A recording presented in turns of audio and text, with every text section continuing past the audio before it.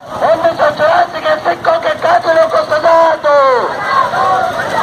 राजकीय आतंकवाद मुर्दाबाद, राजकीय आतंकवाद मुर्दाबाद, राजकीय आतंकवाद मुर्दाबाद। एक पे हमला, एक पे हमला, एक पे हमला, एक पे हमला, एक पे हमला, एक पे हमला, एक पे हमला, एक पे हमला। राजकीय आतंकवाद मुर्दाबाद, राजकीय आतंकवाद मुर्दाबाद। 1984 के सिखों के कातिलों को सजा दो। राजकीय आतंकवाद मुर्दाबाद, राजकीय आतंकवाद मुर्दाबाद, मुर्दाबाद, मुर्दाबाद। आज इस मांग को लेकर के इकट्ठे होते हैं कि 84 के गुनहगारों को सजा दी जाए, हर प्रकार के राजकीय आतंकवाद को सजा दी जाए और इंसाफ के लिए संघर्ष चलता रहेगा। कि राज्य खुद कातिल बन के खुद स्टेट टेररिज्म का जिम्मेदार होके अंजाम करके ये बार बार ये चलते रहा है हिंदुस्तान में। तो इसका हम सोचना चाहिए कि क्या हम फिर से एक और कमीशन के लिए मांगेंगे, एक और स्पेशल इन्वेस्टिगेशन टीम के लिए हम मांगेंगे, या कुछ कमिटियां के ऊपर हम निर्भर होकर उसके हाथ में हम छोड़ देंगे एक गुनहगार को सजा दिलवाने के लिए। हम ये सोचना चाहिए कि लोग के हाथों में ये पावर होना चाहिए कि जहां भी हो लोग का सुख और सुरक्षा होना चाहिए, और ये सुख और सुरक्षा के खिलाफ अगर कोई कदम उठाते हैं तो उनको सजा मिलना चाहिए। काम के पीछे जो लोग थे उनको सजाएं नहीं मिली, सजाएं नहीं मिली बल्कि पुरस्कार मिला। उनमें से कुछ लोग सत्ता का सुख भोग चुके और कुछ लोग अभी सत्ता में मौजूद हैं। कि भारत की जनता इंसाफ हासिल करके रहेगी और मुजरिम चाहे कितनी बड़ी कुर्सी के पीछे छुप जाए, मुजरिम को एक दिन सजा जरूर मिलेगी। अभी मुझे मीडिया वाले पूछ रहे थे कि आज 32 साल हो गए, आज भी आप ये बात कर रहे हो और क्यों कर रहे हो? तो मैंने जवाब दिया कि अगर 32 साल में ये कभी भी रिपीट ना हुआ होता तो हो सकता हम सोच लेते कि 32 साल हो गए इसकी बात करें या ना करें, मगर ये 32 साल में कई बार ये रिपीट हुई है और आज भी हो रही है। और जिसका हिसाब हमको जो 25 साल से नहीं मिला है वो हमको मिलना चाहिए। यानी 32 सालों से हम मांग सकते हैं न्याय की, उनको इंसाफ मिलना चाहिए, राहत मिलनी चाहिए। जो राज्य है उसकी तरफ से ये पूरी उम्मीद की जाती है, लेकिन ऐसा नहीं हुआ। और अक्सर ये बात कही जाती है कि अगर 1984 में जो सिख भाइयों का कत्लेआम हुआ था उसमें अगर उस वक्त इंसाफ हो जाता तो बहुत सारे दंगे 1992 के हुए, 1990 के हुए, 2002 के हुए, वो ना होते। बहुत सारी कमीशन बने, बहुत सारी और एक SIT भी बनी, लेकिन उसका अभी तक कोई भी इम्प्लीमेंट नहीं हुआ है। इंसाफ चाहे मिला ना हो, लेकिन ये वॉइस ऑफ जस्टिस जो इन्होंने आज तक इसको बनाए रखी है, वो उसके लिए जो है वो बधाई के पात्र हैं। के बाहर निकली और जब उन्हें कहीं नहीं मिला, किशोरी लाल के पास गई तो देखा कि उनके 2 बच्चों के सर उसी की दुकान पे टंगे हुए हैं। तो इस तरह की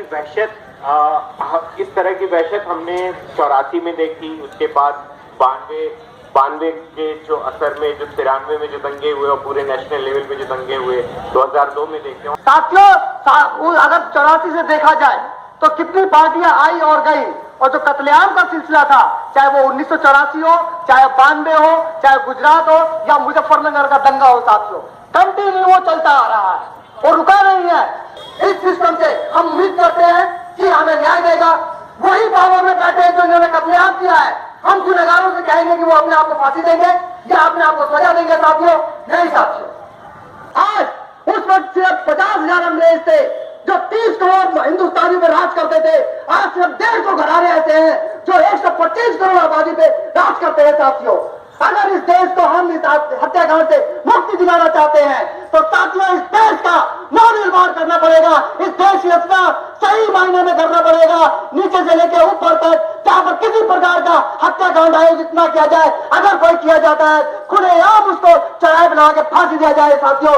इसलिए हमारे देश का नवनिर्माण करना पड़ेगा और यह स्लोगन देना पड़ेगा, हमें इसका मालिक, हमें हिंदुस्तान, मजदूर, किसान, औरत और जवान साथियों। इसके खिलाफ एक मुकम्मल लड़ाई तय हो सकती है, नहीं तो हालत इससे भी ज्यादा गंभीर होगा और हम लोग देखेंगे यह दंगा और फैलेगी ही। अगर रोकना है तो हमको इसी रूप में आगे बढ़ना होगा कि justice delayed is justice denied. ये दहशतगर्दी कहते हैं कि आवाम दहशतगर्द है, हालांकि आप देखेंगे तो उल्टे ये हुकूमत दहशतगर्द है या हुकूमत में बैठे हुए लोग दहशतगर्द हैं जो इंसाफ नहीं देते हैं, जो अमन पसंद शहरियों के हुकूक को छीन लेते हैं और उन्हें बगैर किसी इंसाफ के, बिना किसी कसूर के सालों साल जेल के अंदर बंद रखते हैं। जब दिल्ली के अंदर नरसंहार के लिए, नस्लकुशी के लिए बाकायदा जेलों से निकालकर अपराधियों को भेजा गया, जहां त्रिलोकपुरी जैसे इलाके में कोई भी ऐसा घर नहीं बचा था किसी सिख का जहां का मर्द कोई बाकी रहा हो। औरतों की आबरू रेजी हुई, बच्चों को जिंदा जलाया गया, चलता हुआ टायर गले में डाला गया, सड़कों पर दौड़ा दौड़ा के मारा गया, इंसानियत का कत्लेआम होता रहा। यहाँ का राष्ट्रपति जिसके पास ये ताकत होती है, जिसके पास सेना होती है, फोन करता है प्रधानमंत्री को कि प्रधानमंत्री जी बहुत बुरा हो रहा है, यहाँ इंसानियत का कत्ल हो रहा है, जो मुजरिम है उसको सजा दी जाए, किसी समुदाय को सजानियत न दी जाए। लेकिन उस वक्त यहाँ का प्रधानमंत्री कहता है कि राष्ट्रपति जी अभी सेना की जरूरत नहीं है, हमारी पुलिस काम कर रही है, देख रही है, काबू कर रही है। वो पुलिस जो दंगाइयों के साथ मिलकर घरों को जला रही थी, घरों को जलाने के लिए बाकायदा मिट्टी का तेल दिया जा रहा था, वो सफेद केमिकल का पाउडर उनको दिया जा रहा था कि घरों पर छिड़का जाए, आग लगाया जाए। और जहां वो सिख भाई जिनके पास तलवारें और किरपालें थी, जहां वो अपने माओ बहनों बेटियों की आबरू रेजी को बचाने के लिए, उनके इज्जत के तहफ्फुज के लिए सामने आते थे, इन्हीं बेईमान सरकारी मशीनरियों ने बीच में जाकर कहा कि हम नहीं चाहते हैं कि यहाँ माहौल खराब हो, आप हमें ये अपने सारे असलहे, अपने हथियार हमें सौंप दो, हम तुम्हारी हिफाजत करेंगे। उसके बाद ये उसमें शामिल हुए। आंखों में आंखें डालिए, सियासी तौर पर खुद को मजबूत कीजिए। जब आप सियासी तौर पर खुद को मजबूत करेंगे तब इंसाफ मिलेगा। और बहुत सारे मुजफ्फरनगर से लेके बहुत सारे जो मैसेकर हुए हैं, ये कोई लोकतंत्र में कोई काला धब्बा या एक्सेप्शन नहीं है, ये एक सोची समझी एक साजिश है। यहाँ जो लोग बढ़ चढ़ के लोगों का कत्लेआम किए, 2002 हो या 84 हो या अयोध्या हो या कहीं भी हो, मुंबई हो या कहीं अहमदाबाद, हम लोगों को दिखाई देता है यही लोग जाके देश के आका बनते हैं। आतंकवाद मुर्दाबाद, मुर्दाबाद, मुर्दाबाद। तो संविधानों में तो बहुत बड़ी बड़ी बातें लिखी जाती हैं, कानून है हमारे लिए, प्रशासन है हमारे लिए, लेकिन हम क्या देखते हैं, जब ये जनसंहार आयोजित किए जाते हैं तो पूरी नौकरशाही, पुलिस, फौजदारी बढ़ चढ़कर इसमें अपना योगदान देती है। कहां से बचाने की बजाय ये लोग खुद आयोजित करते हैं जनसंहार, और ये राज्य का पसंदीदा हथियार है लोगों के अधिकारों की आवाज को दबाने के लिए। साथियों, हमको ये बात बहुत अच्छे तरीके से समझनी होगी। जब लोग अपने अधिकारों की मांग को लेके, चाहे वो शिक्षा का हो, चाहे वो स्वास्थ्य का हो, रोजगार का हो, जब भी अपने अधिकारों की मांग को लेकर खड़ा हुआ है, तब इन्होंने नरसंहार को आयोजित किया है। साथियों, उन वाकयात पर जब तक जस्टिस नहीं हो जाता, उस वक्त तक हमको एक मूवमेंट को इस मुल्क के अंदर खड़ा करना है। हम माइनॉरिटी और मेजॉरिटी को इस तरह से देखते हैं कि मुस्लिम, सिख ये माइनॉरिटी ग्रुप्स हैं। हिंदुस्तान के अंदर माइनॉरिटी और मेजॉरिटी का एक दूसरा डिफिनेशन भी है। उस दूसरे डिफिनेशन को भी हमको समझना होगा। वो डिफिनेशन ये है कि यहाँ की मेजॉरिटी जस्टिस चाहती है, यहाँ की मेजॉरिटी इक्वालिटी चाहती है, यहाँ की मेजॉरिटी डिग्निटी चाहती है।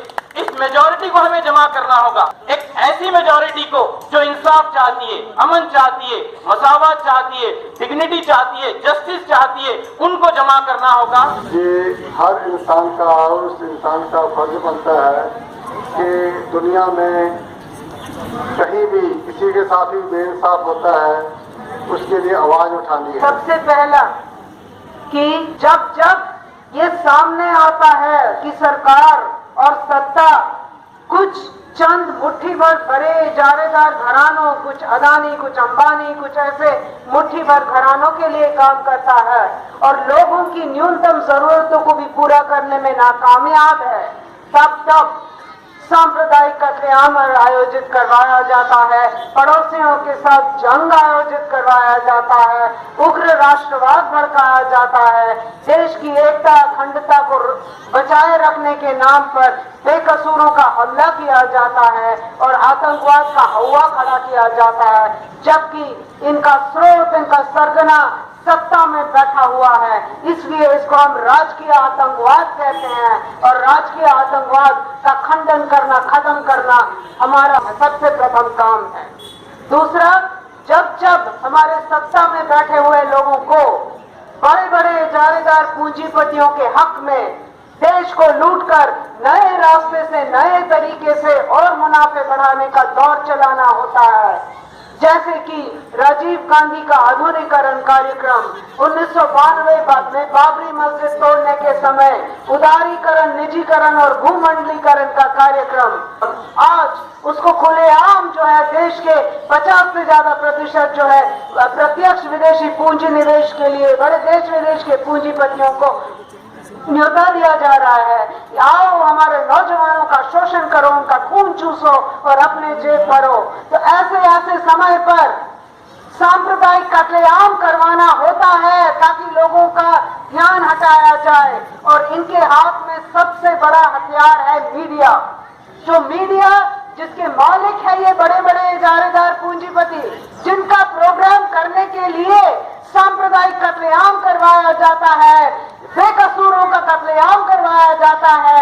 इस मीडिया के जरिए रातों रात आपको बताया जाएगा कि देश को कितना बड़ा खतरा है, आतंकवाद का कितना बड़ा खतरा है, बेकसूरों को मारा जाएगा, फौजियों को मौत के घाट उतारा जाएगा, कश्मीर में बच्चों का कत्लेआम करवाया जाएगा।